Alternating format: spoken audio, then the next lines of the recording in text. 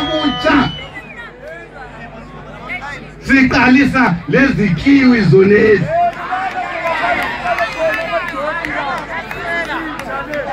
Chenja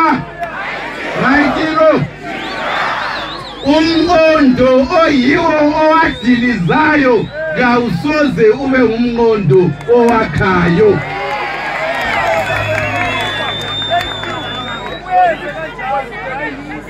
nxa ngemva kweminyaka engu-38 lidiliza kuphela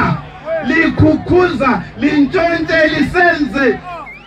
inhlekisa yelizwe lonke akulabantu abayinhlekisa emhlabeni njengathi kanti izolo besiziqhenya sisithi singamaZimbabwe singomthwakazi